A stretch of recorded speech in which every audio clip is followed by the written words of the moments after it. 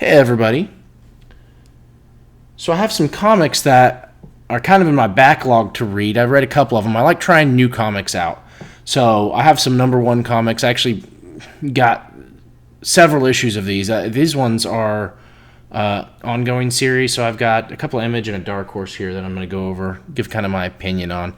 I have Edenwood and Kill Your Darlings. Those are the Image ones. And then I have a Dark Horse comic here. This one's pretty interesting. I actually got this one because it's by Scott Snyder, is who wrote it. And it's actually a Comixology original. And if you don't know what that is, that was an app that you could purchase digital comics on. You could get Comixology Unlimited and read a bunch of comics for free digitally.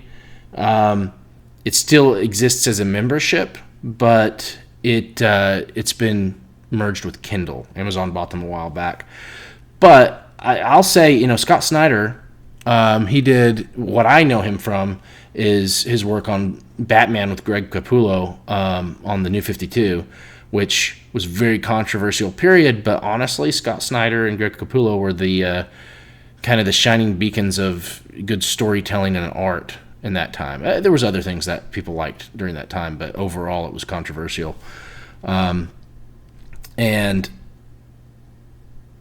Scott Snyder did a really good job with the writing there, but then he got contracted with Comixology to do a bunch of comic series. And so he has several. There's one called Canary, that's a Western one. I'll actually go over that at some point. I've read the first, I think, 3 issues on Comixology, which is now Kindle, and they started a few months ago, maybe longer than that, and I didn't realize it, printing them under Dark Horse. So Dark Horse, I guess, has a deal with Amazon to print out some Comixology originals. I think Barnstormers is another Scott Snyder one, and I know I've seen a few others. Night of the Ghoul, that was a pretty cool one. I have a few of those. I might go through those at some point. But tonight I'm going to look at this one, Clear. I hadn't read this one on Comixology. I do have a Comixology subscription because sometimes, it's easier for me to read something on Kindle than to carry around, physical copies, especially because I have some young kids and they will tear my comic books apart. They've torn a few of them apart. I really like horror. There's some horror that I don't like. It's either too evil or it's too just, over the top in a not very stylized way. But I like a lot of horror. I like Something is Killing the Children. That was a pretty good one. I still need to catch up on that. I've got a bunch of unread issues from that. So I don't mind a little gore. I like a good horror story. And so that's one reason why I got Edenwood. It looks like fantasy, but it also looks a little scary. So I thought that might be good. I'm not the biggest fan of, pure fantasy because I think sometimes they get away with too much. You say there's elves and dwarfs, and that's as far as your world building goes. So I'm going to start with Edenwood. This one was pretty interesting. I'll be honest, the cover art is what got me. This looks cool. I don't know what the intention was supposed to be, but it definitely looks like something Victorian. I get a kind of a Revolutionary War vibe. And then, I don't know, I guess those are zombies, but they're ghoulish looking creatures. But man, beautiful art. I think I have a variant cover, but this one was the coolest looking one. This might be a variant. I think this is the original though. So it starts off and, it's got these little kids, and I actually thought they were role-playing at first.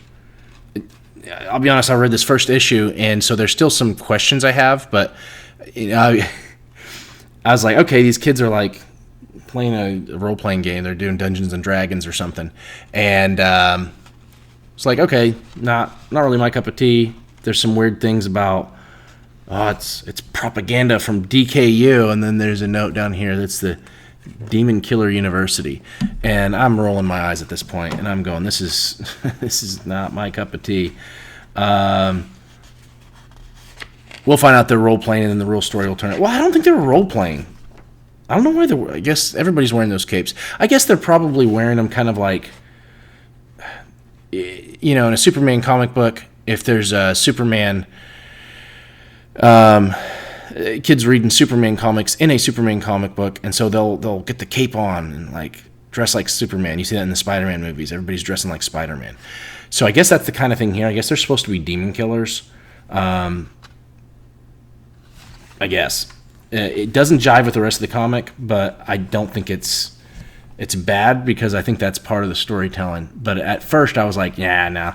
If you've seen the Halo TV series on Paramount Plus, I wouldn't necessarily recommend it, but it has a great first opening scene that this kind of reminds me of, where you have these dumb teenagers getting high on some kind of alien drugs or something, and they're hanging out in the woods and being stupid, and you're like, why am I wasting my time? and then the Covenant comes and just blows them to pieces, and it's brutal, but it's like a good horror movie where you're like, yeah, you made me really not like these people, so I really kind of enjoy seeing them get what's coming to them. That's terrible. But this has a little bit of a feel to that, I'll skip past a few things here. I'm not going to show everything. There's something happening in this world where there's some kind of evil taking over. Kind of reminds me of the Never-Ending Story.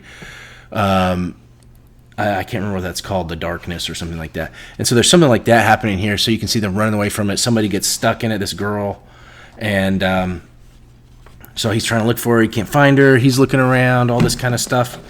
And then what ends up happening is we're in a snowy, and this is like in like Wisconsin or Michigan or something. Which is kind of cool. It's probably more like a Hunger Games, like futuristic America with some fantasy in it. Now we're getting into some gory stuff here. We got I'm a soldier. Actually, I'm a demon. Well, that's pretty cool. Pretty good art. Actually, what I'll say is I like the way that the characters are drawn. The colors are okay. Not anything to write home about. So, like, the first impression is like, yeah, this better be a good story. But then you start getting into, like, the action and stuff, and I really like the way, I don't know, it's not anything special, but I do, atmosphere is important in a story, in a movie, and in comic books especially. Comic books are so visual. I feel like I'm in a really cool, like, cold, snowy war zone here. And, got a little bit of the Thing vibes. Being in the snow with kind of some horror stuff going on here. I kind of like it. And so the art is just, and the horror art is just wicked in this. So actually, starting to warm up. Still not a big fantasy guy, but, the costumes are kind of cool. I'll skip ahead a little bit. It actually skips ahead in time. And then, get into Inuyasha demon stuff here. If this wasn't so stylized, I might be like, yeah, I don't like some of the really evil stuff going on here, but man, this is pretty cool. This got kind of like Inuyasha Revolutionary War vibes going on here, but we end up, let's see, somewhere here near the end. Oops. No, it's here.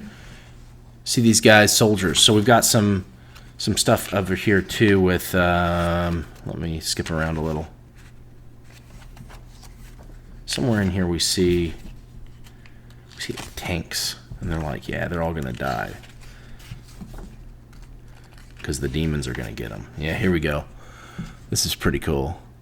Got tanks rolling in.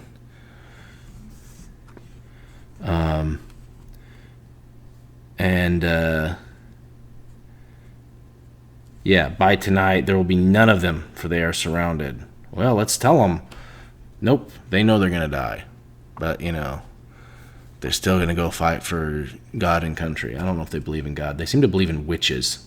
There's a lot going on here. It does have that fantasy aspect. That's one thing that turns people like me off to fantasy a little bit, is you just start throwing things out there like, well, we got to defend the witches. They're like, well, most people don't like witches, so maybe you need to explain yourself. It's got this cool little map here. So this is Edenwood, and I don't remember what they were saying about Edenwood exactly, but I'll probably pick things up more as I read through. I've got all the way up to the recent one. So one reason why I read this one recently is because I was like, I like the cover art, but I know it's going to be kind of fantasy. Let me see if I'm actually into it, because if I'm not, I'm just gonna stop collecting it. That's the problem with having a backlog where you're still collecting them because you're like, I don't know how many people do this, but I do this. I'll get a few comics and I'll start collecting them because I like the cover art and I want to read them. I've had some where I read the first issue and I go, yeah, that's cool art, but it's not enough to keep me here. So, but yeah, we'll see how it goes. They mentioned Chicago being a destroyed city and how they would drive into Chicago. They mentioned that in here. So that's kind of cool. There's some, I don't know if we'll see anything like that in some future issues, but Des Moines, Detroit, St. Louis, it's kind of cool to see, where this is at in America. So this is kind of cool that they put a map here at the end.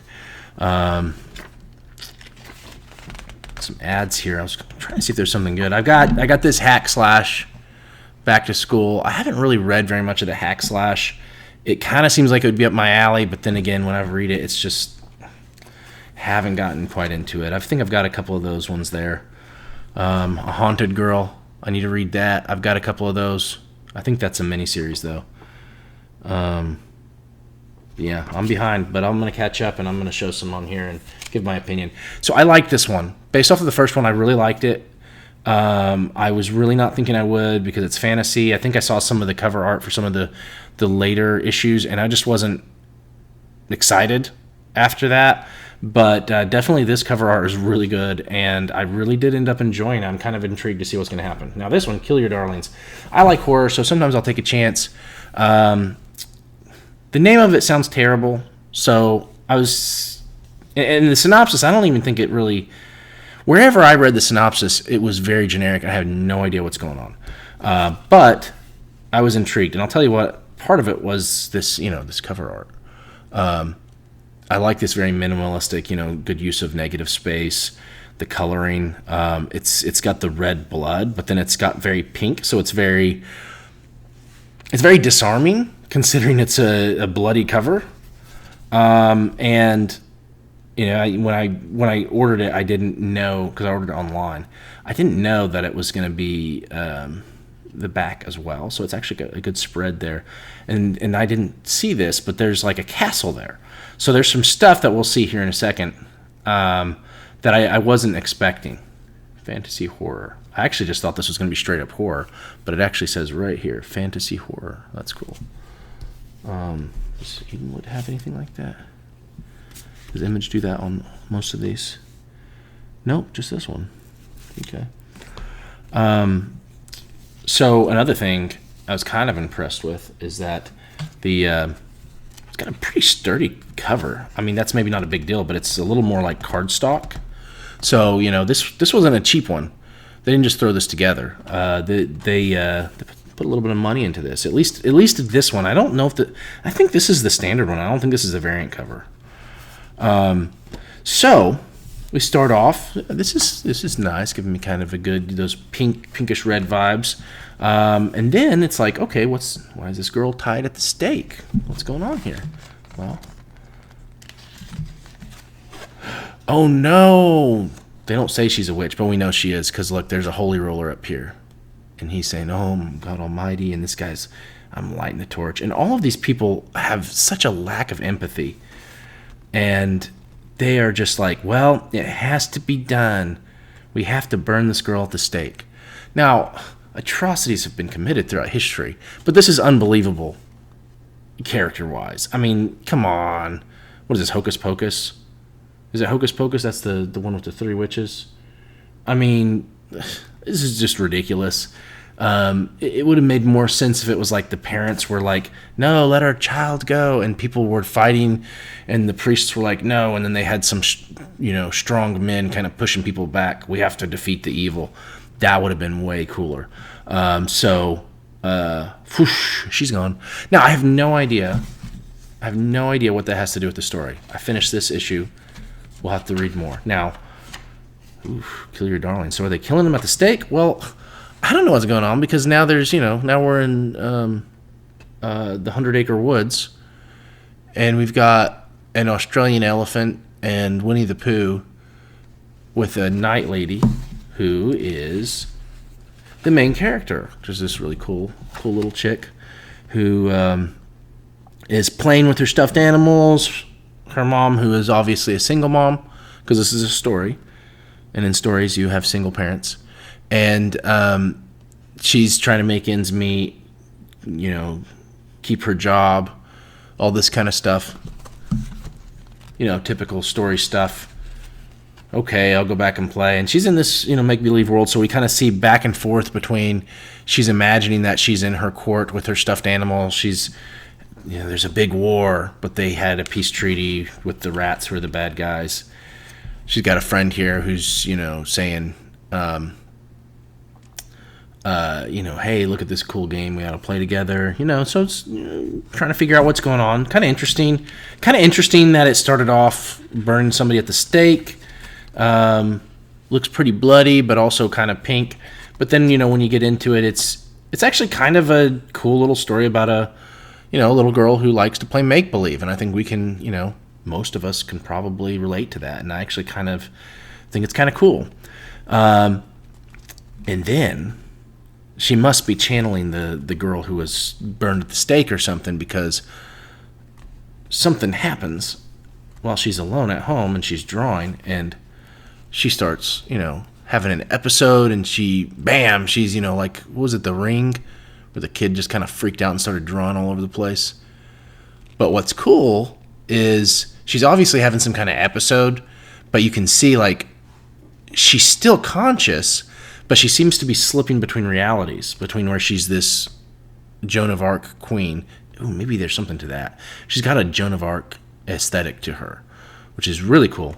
I like that. I like the Joan of Arc aesthetic, the warrior lady. And then the burning of the stake at the beginning. That'll be interesting to see how this goes. So she's slipping between make-believe and reality. And in the make-believe world, she's seeing blood. In reality, her stuffed animals are all torn to pieces. This is actually a really crazy visual here. It's very gory. But it's stuffed animals, where you're kind of seeing something in between here. And so she's trying to figure out what's going on. I'll skip a few pages here. And she comes to this tunnel, and she's like, what happened? And there's somebody in the tunnel saying, oh, the great evil came. She's like, who are you? Like, I'm the great evil. And it's like some kind of demonic thing. And we just see huge hands. That's a pretty cool visual, pretty creepy. This river of blood. So this is a very creepy fantasy horror. This is a good fantasy horror. So then what we end up finding out, all the neighbors are like, she's out in the yard. She kind of comes to, and she's like, what's going on? And the neighbors are like, what have you done? And the house is on fire. And she's like, where's my mom? So I don't know where this is going exactly, but that's a pretty solid first issue. I enjoyed that. I really enjoyed that. I didn't read all of this. Sometimes I like to do that, but man, I think I've spent too much time reading those. I got too many comics to read. But yeah, I was very excited about that. I like looking at the ads, although none of these look interesting to me. Like the art. I really like the art in this. The art in the cover, of course, I really like. And then in here, some of this art style is, I wish I could draw this good. But some of it's not quite my cup of tea, but at the same time, it's very good. I really like the facial expressions. This person, who drew this? I'm assuming that's Sheridan.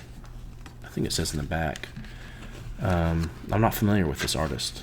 Or if I've seen their work before, I'm not familiar with them. But Image, I feel like Image does a good job of getting good talent. So that's Ethan Parker. He's the writer. Griffin Sheridan. I didn't read it. I think Griffin Sheridan might be the artist. I'm not sure, unless those are both the authors. So it's probably Quinn. Either way, very good art. I enjoyed that. I really enjoyed that. Now to the last one. So this one is Clear. I had no idea what this was about when I first heard about it. And then I read something about augmented reality. Thought that could be kind of cool. The cover is wicked. I like that. And this is, I only have this one. I don't know if this is a variant or not. I think this is maybe like a glossier chrome one because it's got kind of some gloss to it. It's pretty cool. I like it. Now this is thick. These Comixology original ones, I don't know how many pages they are, but I think they're like double because I think these ones that Scott Snyder did are each issue is longer for Comixology because it didn't really matter because it wasn't intended to be printed, but then it was printed. It's $5.99, so it's a little more expensive than some of these other ones. You know, like this one was $3.99. That's a little more. Sorry, $3.99. So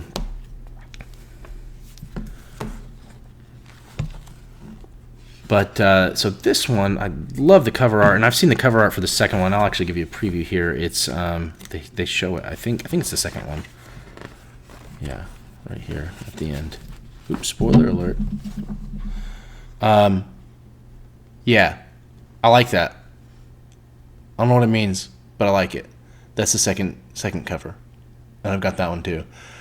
So that and this, I think the covers are intriguing. The cover art is great. Cover art is very important to draw you in. Now, is the interior good? Yeah, it's not bad. So, to me, this is not quite, but almost a little bit like watercolor coloring, which I actually do like when it's done right. This is all right. The drawing is good. There's this really, really long punchline about something about a watch. And it's interesting. This lady's killing herself, jumping off a bridge. Okay. And then we get this kind of like, I don't know, I want to say like a Blade Runner look. And we're finding out that basically everybody, this is kind of like post-World War III, everybody it has basically augmented reality because the world is just so dismal. It's like, who wants to even look at, who even wants to look at the real world? So they mention in here that the buildings and things, anything new that's been created is basically created to be very bland and basic with no style, no structure to it at all, just completely utility because it's going to be projected onto with augmented reality. So it's actually built, things are built, clothing even is made to aid the augmented reality more than actually look good because nobody's going to be looking at it. So the reason why this is called clear is because he has a setting called clear that he pays a premium for, which allows him to see how things are in reality.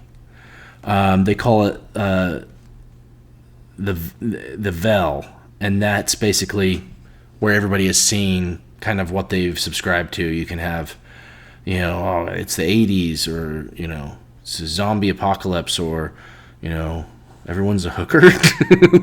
I thought that was interesting. I want to know how that. I want to know how that. I don't want to see it, but I want to know how that's supposed to work out because it says, "You want to live in porn world? Go on. Everyone wants you now." Well, what I want to know is what's happening to the people you're walking by people in the street and they all want you. So, how many people get this veil and just immediately end up in prison? Because that's what it sounds like would happen. Okay, anyways. It's a very cool concept, though. What ends up happening is, he takes his helmet off and he's this guy. Pretty good art, actually. I like it. It's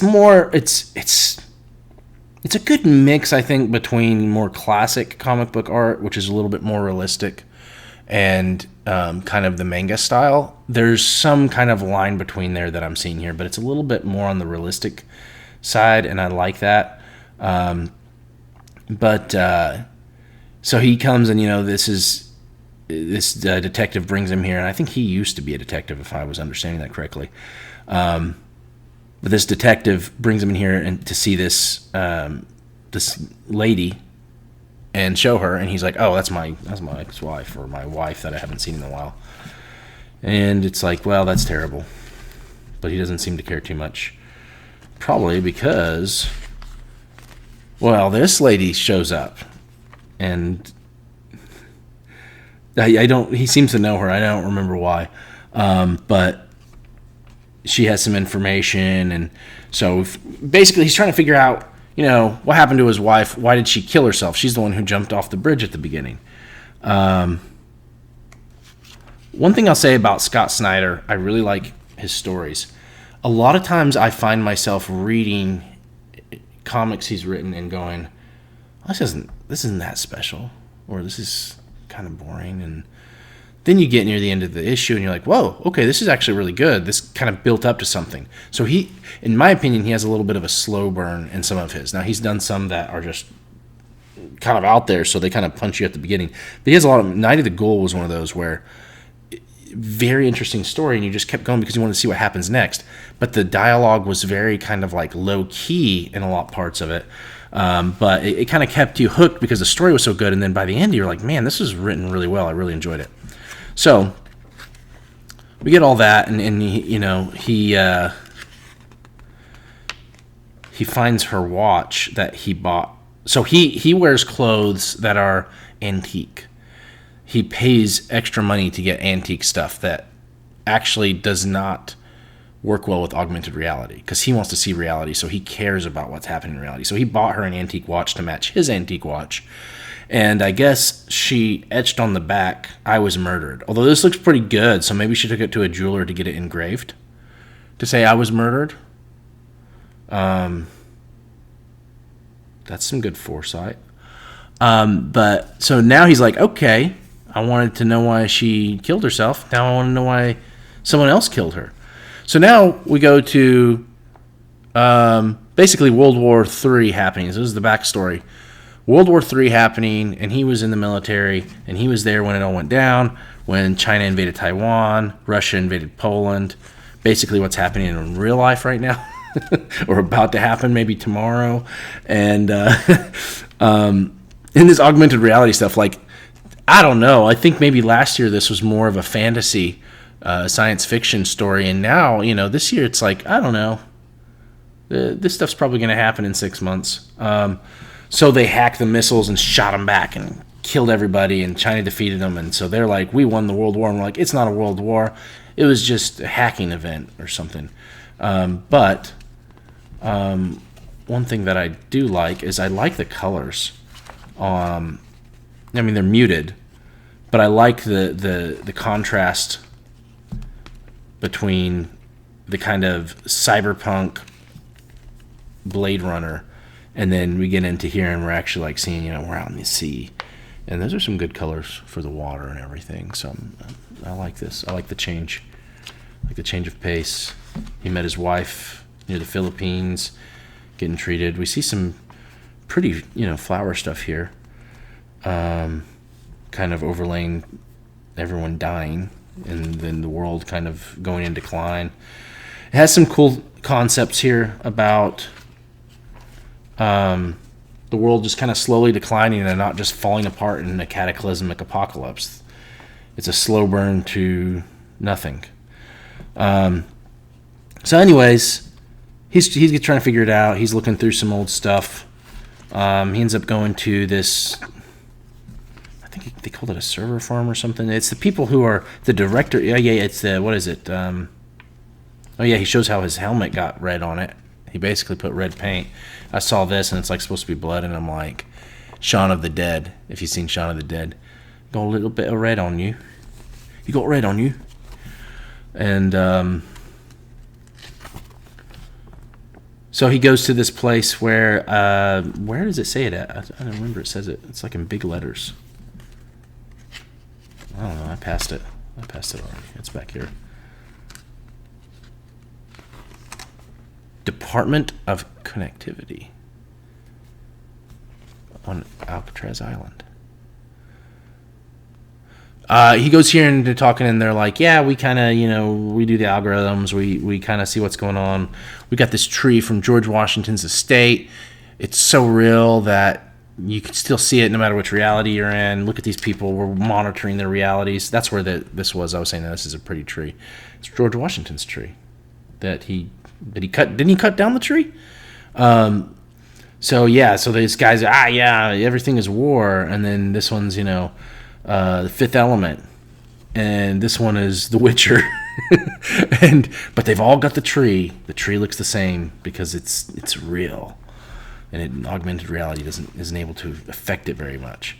And then we see, this is what I'm trying to get to. So then we got like George Washington murders this dude. And he's like, This is no place for lies. I like that. They're really, really leaning into that George Washington tree story. So then he goes to some other place, and look, it's the Resistance, or people who don't use whatever. And spoiler alert, big spoiler alert, guys. They kill him. He's dead. He's also in the next issue. Now, what I think is going to happen here, this was kind of from the very beginning when he said, I get the clear setting, so I see what's real. I'm thinking he is not seeing reality. The clear setting makes you believe you're seeing reality. Maybe reality is really beautiful. Maybe it's not abysmal. They're just lulling people into being sheep. That's pretty cool. I hope that's what happens in the next one. If not, Scott Snyder, you missed it. But these guys, I bet these guys don't have Vels at all. So it's not a matter of, in fact, I think that's like, oh, they killed me. No, they took you out of the Matrix. I think that's what's going to happen. I hope that's what happens. This is pretty cool. I liked it. I really liked it. So those are the three. I'm going to do some, comic reviews here and there, and maybe try to make them a little bit shorter, but I really enjoyed those. And I really enjoyed kind of exploring them, looking at the art, and kind of getting intrigued by what might be next. I may do some updates on these if they're really good or if they're really terrible. If they really go off the rails, I might show some of that. One thing I want to do is I've got a bunch of old comic books. Some of them are ripped up. I don't even know the titles of them. These are ones from like the 60s and 70s that were my mom's. Now, my dad has some of his comics, but he has them in a box. He kept them in pretty good shape. My mom just read, some of them are like Archie and Jughead, Betty and Veronica, that kind of stuff. But some of the best ones are like, I've got a horror Supergirl. And some really crazy science fiction ones that make no sense, but they're really wild. Like they went crazy with sci-fi back in the 60s and 70s. So I'm planning on, maybe looking at some of those and kind of going through some of those old ones that they're so obscure. These aren't even classic ones, but they're pretty cool looking. So I'm planning on doing some of that. And if anybody's watching this and finds this interesting, just kind of exploring comics with me, like I said, I like looking at new stuff. I didn't have anybody tell me you should read Kill Your Darlings or Edenwood, although I saw that a few places, so this seems maybe like it was a big deal coming out. But I like looking at Image, Boom Studios, some of these others, and just trying to find some things that look interesting to try out.